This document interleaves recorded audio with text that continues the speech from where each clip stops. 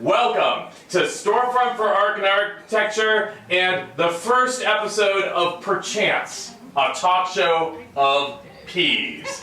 I'm your host, I'm Prem Krishnamurthy. I also happen to do a couple things like projects and paper monument and P exclamation.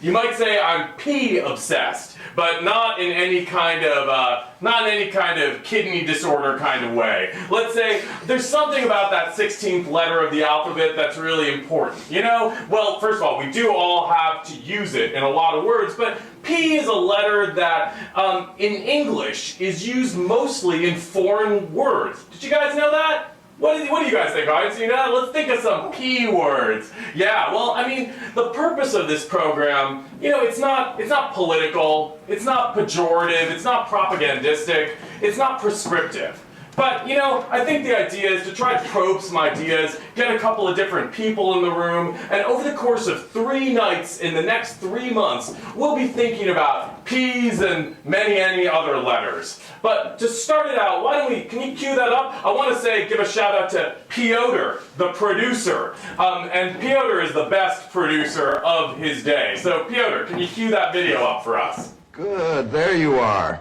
Now we can start. Okay. Luis? There aren't any pictures. How do you know what the story is? Well, you see all these words right there?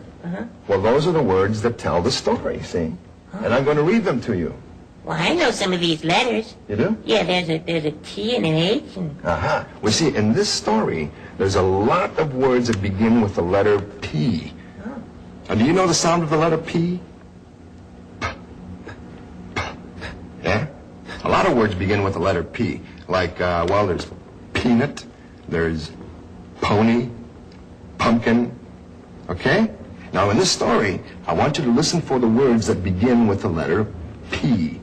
And this story is called The King Banishes the Letter P. You ready? Okay, here we go. Once upon a time, there lived a king named Peter the Persnickety, who was very fond of the letter P. Now, one day, he was walking in the royal garden with his daughter, the Princess Penelope. Oh, look at how pretty. Look at all the peonies and poppies and petunias. Say nothing of the peas and the pumpkins and the potatoes. When suddenly... Oh! Okay, well, that's a little something to start us out, but I want to introduce, we have 3...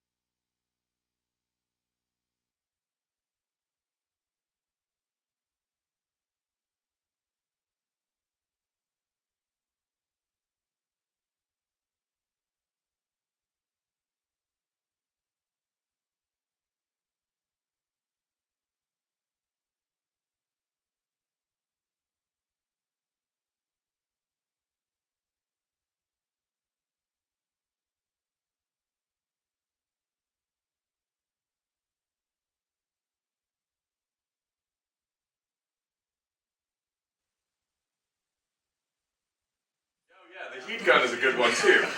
We may see that, it's like that little thing that whenever you have a gun in a movie, it's going to be used at some point.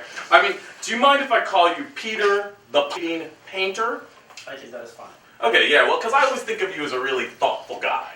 I mean, you know, you've got a good name, it's the name of a king, you're also a painter, a kind of prodigiously productive type person, right? I mean, can we pull up an image?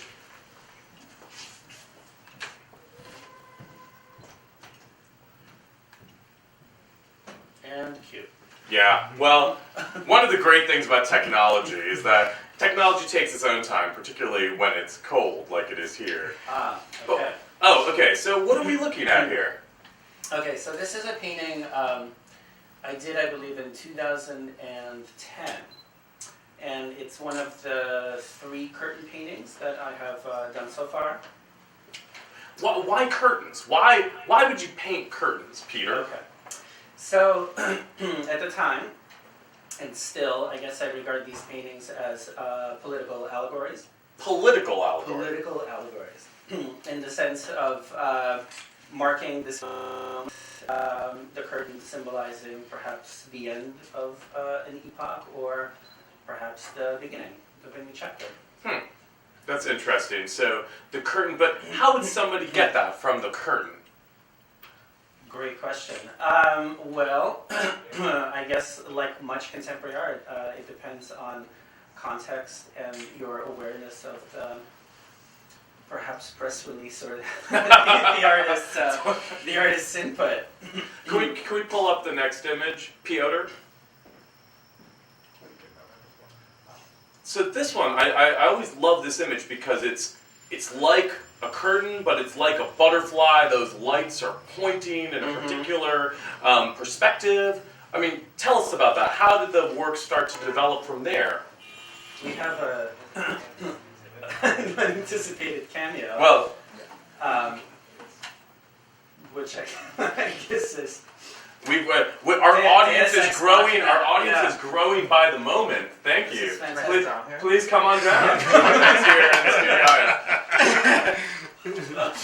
Wow, and there are more. Should I?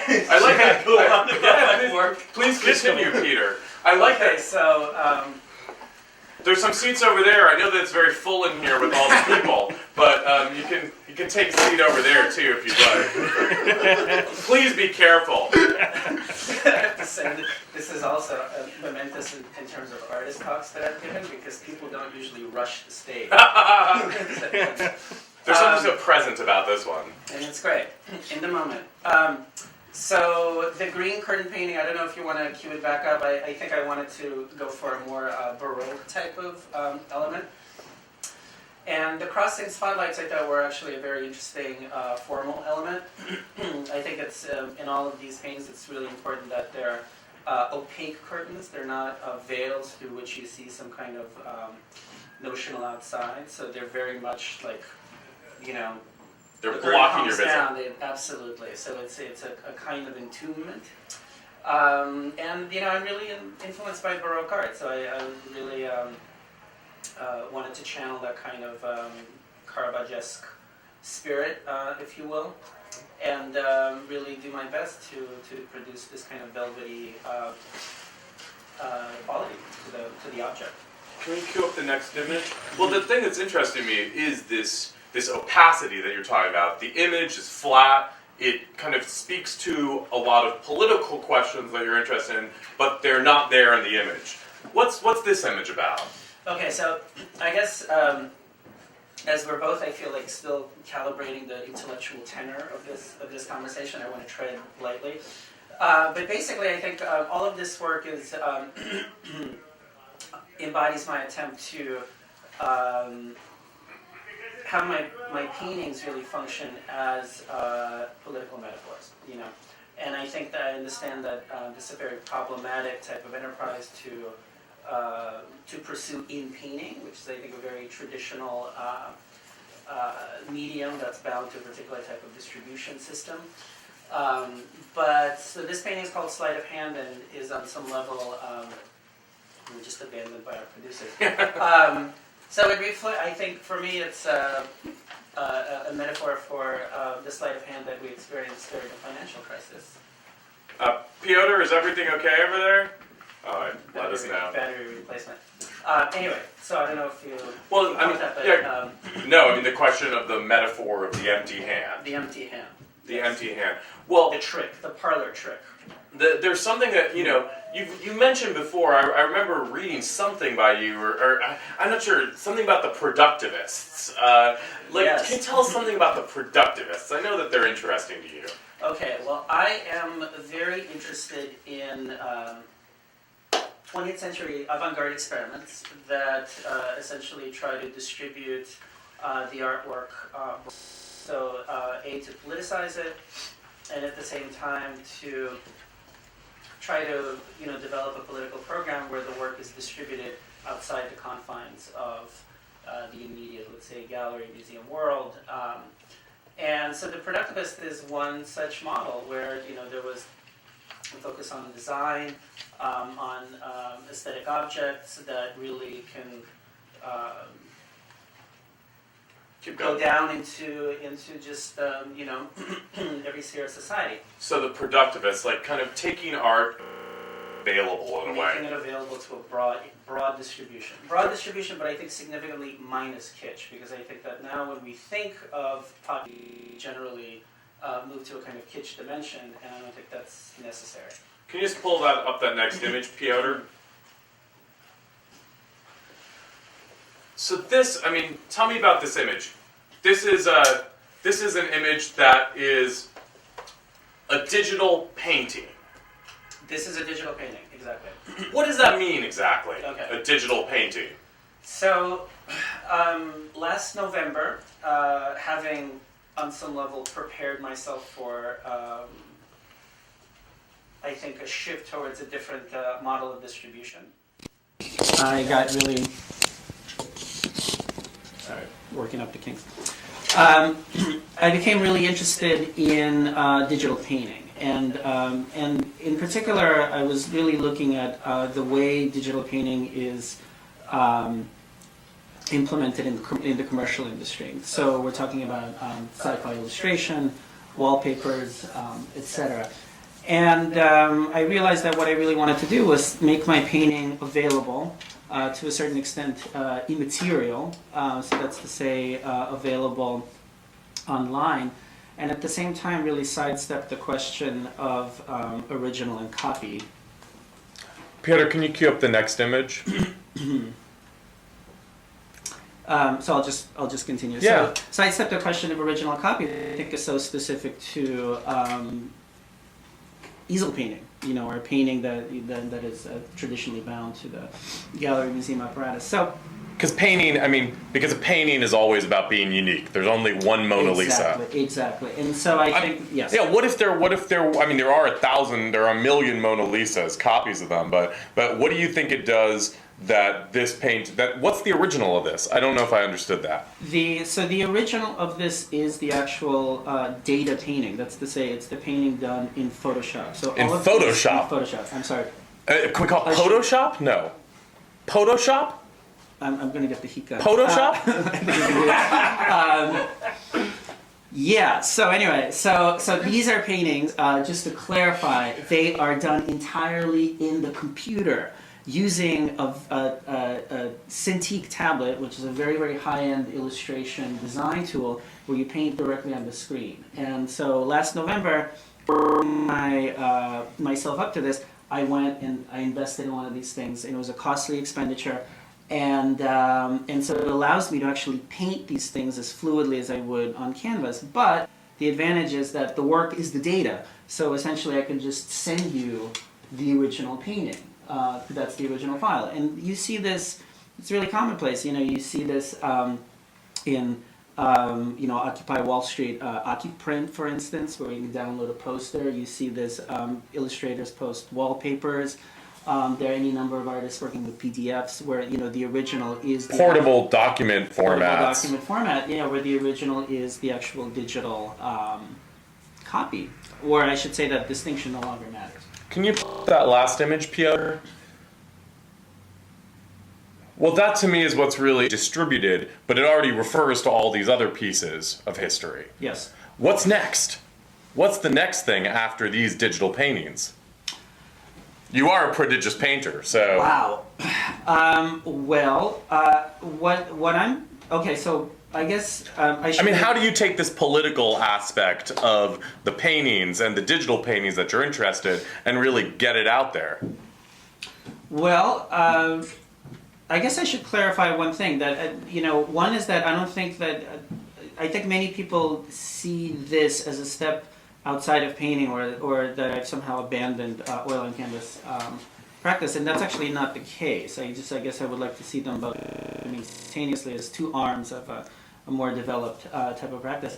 In terms of what's next, I mean, I would like to keep making them. I've developed light boxes in which the outputs can be displayed, and what I'm trying to do is make them affordable. They're all in unlimited edition, and I guess my model would be something like a productivist model where I can produce fairly, hopefully fairly sophisticated images and have them affordable and have a fairly lavish object that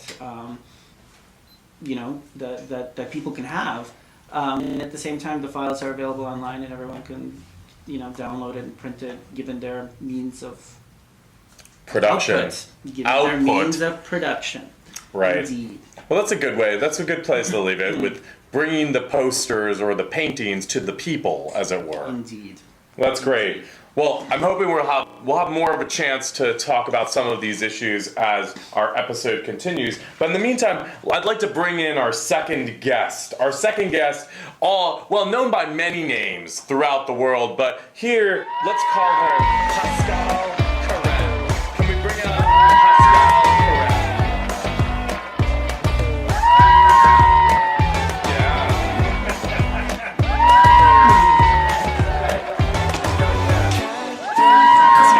Shake my hand. That's lovely to see you. Well, Pascal, do you usually wear hats? Yeah, every day. You think I'd be better at it, huh? Yeah. Well, every hat is its own beast, one could say. We can't make eye contact. No, that's okay. You seem quite perfect with the balance that's there. Yeah. What's going on in this hat? So it's a marshmallow hat. It's a pièce montée, actually. It's a neo pièce montée. A pièce montée? Yeah, it's a neo pièce montée. So I'm a descendant of Carême, the great French pastry chef. And Carême sort of revolutionized pastry and believing truly that it was architecture. So he made these incredible non-functional centerpieces for grand state dinners. He was Napoleon's state chef. So he was cooking for courts for a long time.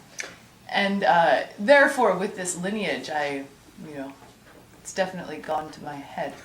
As it were. I mean, it's interesting, the question of food and pastry becoming non-functional. It becomes an aesthetic object rather than something to be eaten. Correct. Yes. I mean, can we pull up that next image, Piotr?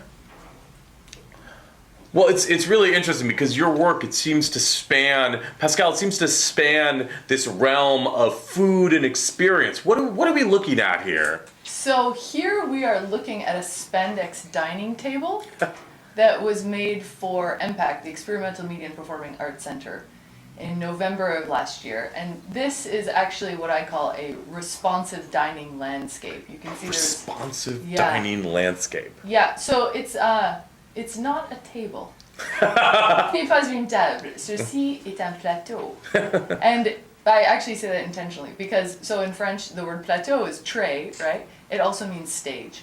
And I think that's something I'm interested in exploring in dining, is the performance of dining. You like, it's like 1,000 plateaus or many. It is, and we have peaks and valleys and they have plateaus. And so you see these plateaus with the trays, with the glasses on them, those are hard.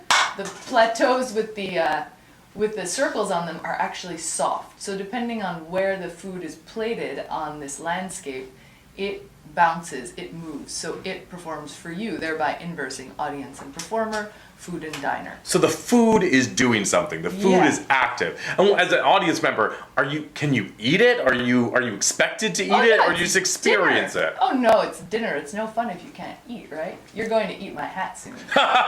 Well, those are words. I mean, Werner Herzog, he ate his shoe, but no shoes, hats. So this is, and so you see everyone is sitting. So these are 40 of the top performance art curators from across America that came together for this dinner to discuss exactly that. Where are the spaces other than stages that performance can exist? So the plateau is a place where performance can be performed. Correct. Lots of P's in that, huh? Yeah, I'm trying my best. I mean, we could switch to Pig Latin. Do you know Pig Latin, No, I only speak Pascal? French. I only speak French. In Pig Latin? Yeah, this is not my voice, you know. Oh, okay. Well, we can always. I pay. And pay. No, I'm not really good at Pig Latin either. We may need a translator. But so what? And do people actually then eat this food? Yeah, so the food is plated in front of them on the landscape. And also, while they're sitting here, so the chairs are stretched, also in spandex. Their knees are going into the spandex. So actually what starts to happen is that all parts of your body are touched in some way. So at every moment, you're actually being...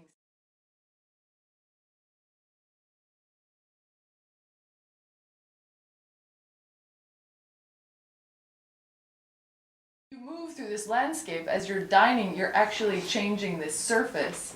And so you're also triggering movements. You're kind of very subtly touching the other without actually touching It them. sounds like a weird kind of balancing act, kind of like what you've got going on right now. Life is a metaphor. Well, I think the thing that's interesting is like, you know, it's like food and the body and, you know, it's like there's all this stuff going on. It's like, does it get gross? Like can you cue up that video? This like what's going on in this next thing we're gonna see?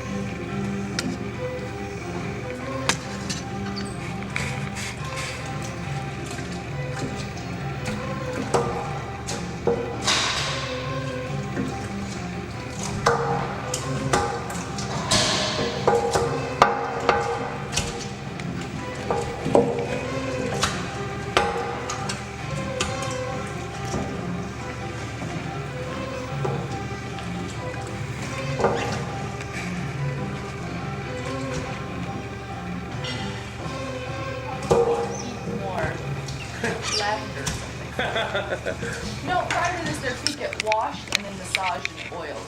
So they're tip-top clean.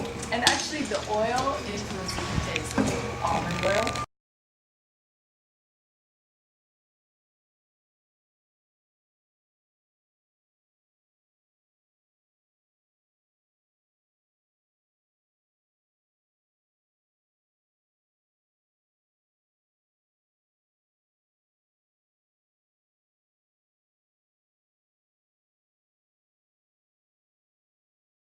So they can trigger different emotions depending on their use. So this image that we're looking at right now is a plate made in collaboration with the Dutch artist Bart Hess. Bart originally trained as a textile artist, and I was interested in working with him because he makes very interesting textures, I find. In all sorts of forms. So we made this plate together. It's a plate. It's a plate, yeah. And what is required of you should you order this cocktail, which is called pareidolia. Pareidolia? Do you know what pareidolia is? No, what's pareidolia? It's a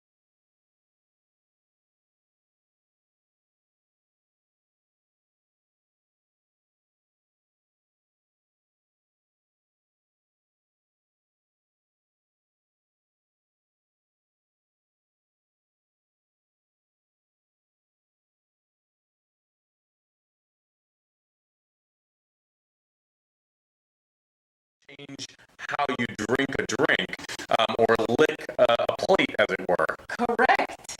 I mean, there's something about this defamiliarization. I mean, this kind of idea, like, I'm sure we've all read Victor.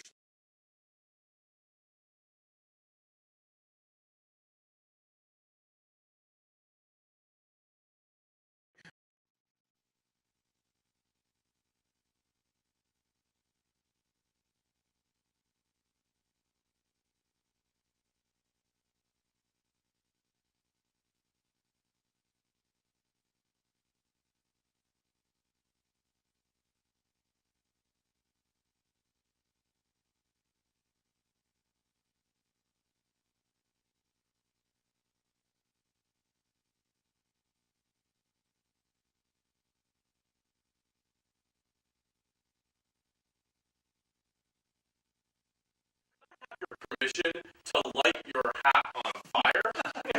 What do you think about that? Okay.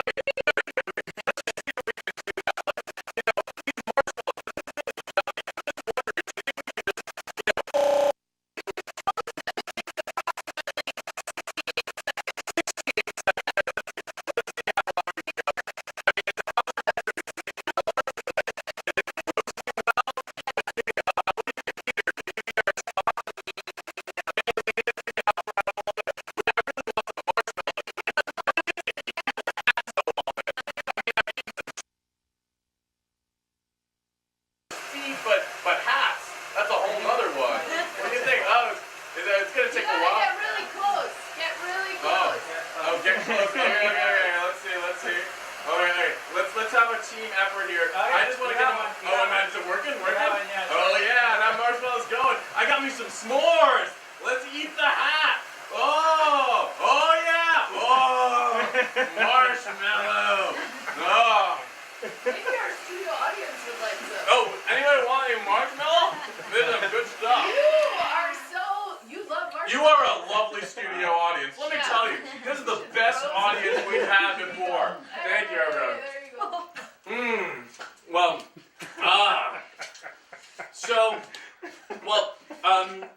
I think we can keep talking about licking and doing things that are out of people's permission, things they're allowed to. Oh, give me one more.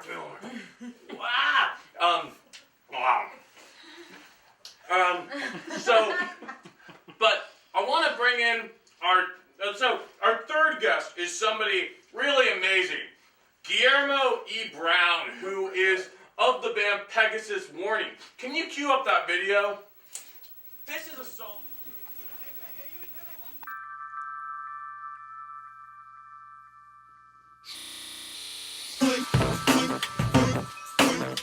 Light years away from some of these dreams. It's 5 o'clock in the morning. Who could this be? Somebody's calling, Pegasus Warning. It's a call to action.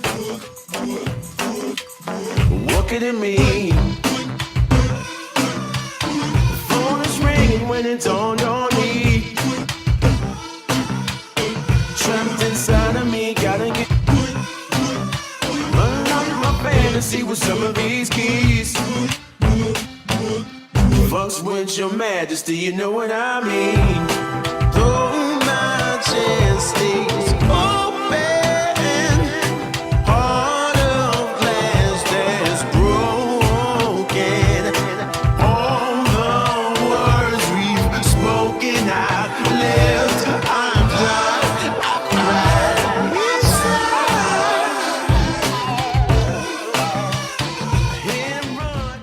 Okay, so let's bring out our third guest, Guillermo E. Brown of Pegasus Warning. Guillermo, can you join us?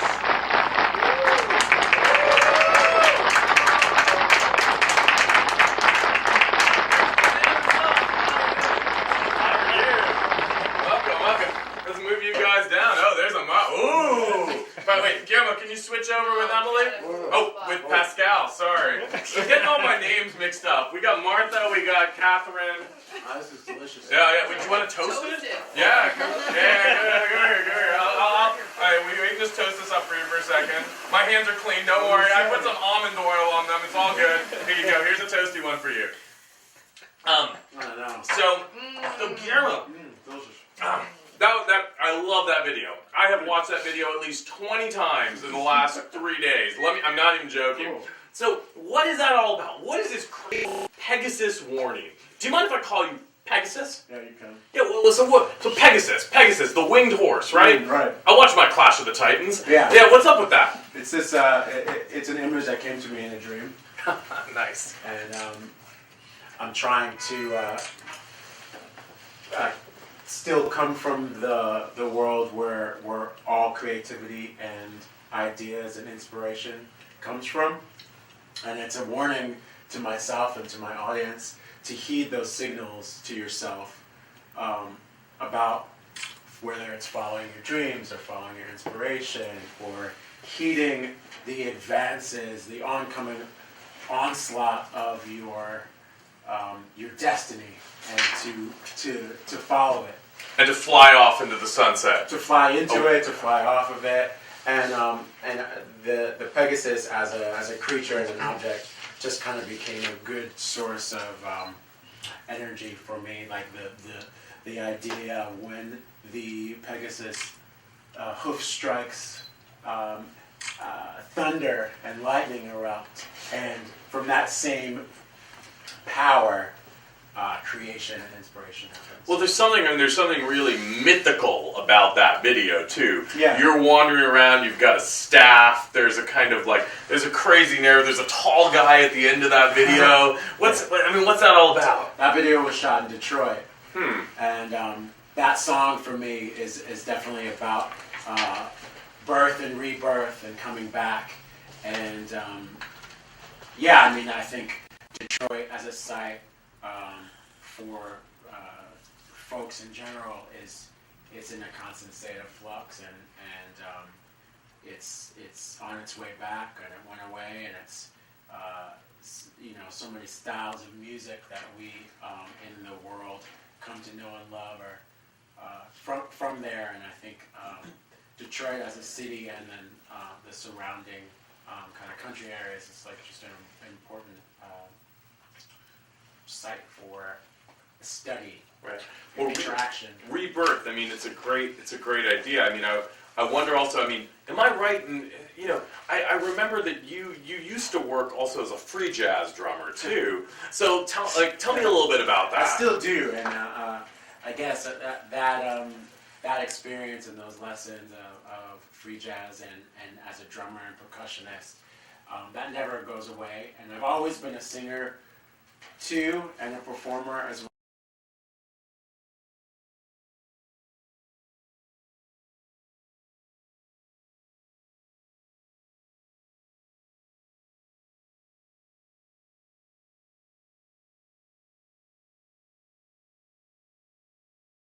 Okay. As an actor, musician, dancer, and from that I came into contact with people like David S. Ware, may he rest in peace, Matthew Shipp, and William Parker, and those guys really took me under their wings. As it were. The Pegasus wings. Exactly. But the vocal work and exploring my craft as a musician, as a vocalist, is something that's always been a part of my practice. It's just that when I came here, I was more focused on drums and drumming. But it's all the free jazz and experimentation and revolutionary sound and ideas are all kind of still there. It's just maybe in a tighter package. Well, I mean, tell me, how long have you had Pegasus Warning for? Pegasus Warning, I think, is 3 years. 3 years. And I mean, it's really interesting that it does seem to meld this kind of pop sensibility, but with one that's also, there's something about that beat that's really it kind of pulls you along. There's something quite experimental in the way that it's put together as well. Sure, absolutely. I want to always maintain that fine line or that in-between space, and I find with a lot of my work, I'm always the in-between, whether I'm in between life and death world, or I'm in between vocalist and drummer, or electronic artist and acoustic artist. I'm always, or in between hip hop and free jazz or whatever, I'm always kind of on this in between space. And you know, that's kind of where I live, and the music's going to reflect that, truly.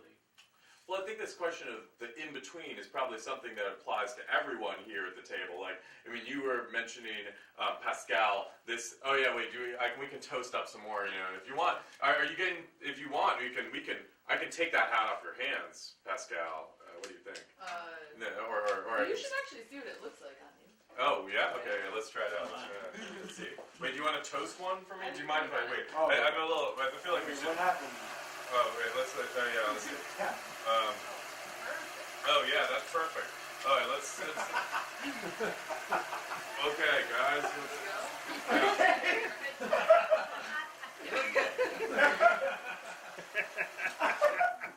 All right, let's Cold frame. Oh. Let's see how this marshmallow hat's gonna work on me. This is like, you know, I never did do dance or anything, so it's kind of a new kind of thing. But I guess it's all kind of new. I never had a talk show either. But have you ever been on a talk show, Guillermo? Not as a sitting interview guest. Oh, okay. As a performer? As a performer, as a player. That's right. I imagine. I mean, yeah. I mean, the performers on talk shows are always so great too. Wow. This is the strangest thing I have to say. Now I understand, Pascal, what it's like to have your hat torched by somebody else.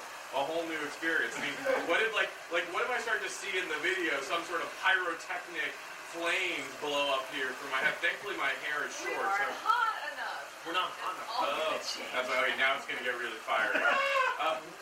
Okay. While my head is torched by Pascal, I mean, I was gonna ask her about different roles, but maybe let me ask you, Peter. Like this kind of, you know, everybody these days seems to have slashes in their names. Like, I'm a chef / free jazz drummer / pop musician / kind of I like to lick things in a restaurant. Like what are your slashes? Are you just a painter, or do you have other things you're into? I write, I collaborate with people, Let's give him the mic, actually. Can people hear me? Can we just put it right there? Yeah, just talk it. I write, I collaborate with people, I teach. Many slashes. So you write, you teach. What are you writing about? Are you writing about painting, or are you writing about? I write about painting. I write about the things we discussed in terms of. Careful with the marshmallow. It's so hard to eat and An interview. I'm gonna hold it on. It's hard to answer you with that hat. No, I'm listening. So you're writing about. I'm sure you're listening. This was really good. All right, Peter, Maybe I give should me do my. marshmallow. I know. Hey, give me some Great, sugar. yeah, sure. Yeah. Thank you. Oh, thanks. Wait, can we put that back? Let's put that back on there. They're so good. All right, I have a new rule. We got 2 more episodes, but can we get marshmallows for every episode? Do you think that's okay? Yeah, I brought extra. My God. All right. You can keep them. So They're anyways, good. Peter, we were listening very intently. So you. I don't know. I mean, to be honest with you, I feel like the marshmallows, once they enter the picture, I mean, it's hard to go on. Because of the sugar? I just want to talk about the marshmallows. Let's talk about the marshmallows. Okay, well, you know that? Have you seen Ratatouille? Yes! Right? One of the best movies of all time. There's that movie when the moment when the critic takes takes a taste and he projects back, right? There's that, he just tunnels back to. So right now I feel like I'm like in summer camp. Right. I'm like maybe, I don't know, 11 years old, and I'm there. That's right. Yeah. You look very good for your age. I've grown. You know why I've this happens? matured. This happens because scent is the only sense that goes through your limbic system first. So it What goes through does your that mean? memory. Goes through your memory first. So Wow. you taste because you smell, and not through your nose but through your mouth. Interesting. Yeah. So this is what an 11-year-old boy smells like. I think they actually smell like Axe body spray. I guess. Well, I like that. I mean, Axe yes, body my spray. generation, we smell I mean, maybe marijuana. No, it's have actually. you ever worn Axe body spray? No. I mean that's. I was gonna. Well, if we were gonna say Axe body spray another time, we'd have to ask them for $1 million. Axe body spray. Axe body spray. But no, I was gonna ask you. Have you ever done a scented music performance? No, that's kind of Epcot Center. Oh. Yeah. Smelly vision. What's up with that smell? It's like scratch and sniff. Why does scratch and sniff have such a bad name? Yeah, that's a great idea. I'm gonna look into that. Well, Smell-o-vision. Smell-o-vision. I mean, I do think that. Well, I mean, we could talk about marshmallows, we could talk about cookies, we could talk about menu rolls for a long time. But I know that our time is coming to a close here on the show for this first episode.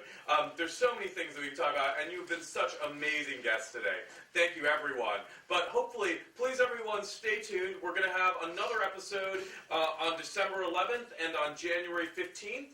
And in the meantime, what's your next show, Guillermo? Next show is 23rd, Friends and Lovers in Crown Heights, 30s are, and December 7th, Brooklyn Museum. Okay, and then Emily, what's the next thing coming up at Play that we have to lick?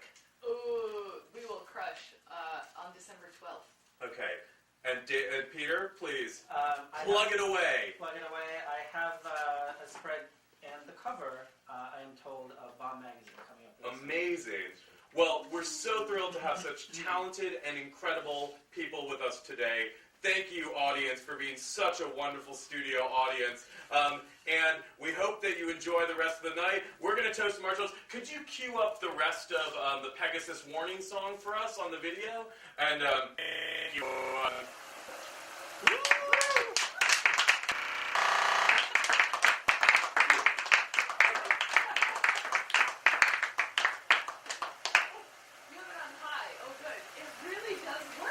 Well, we're trying.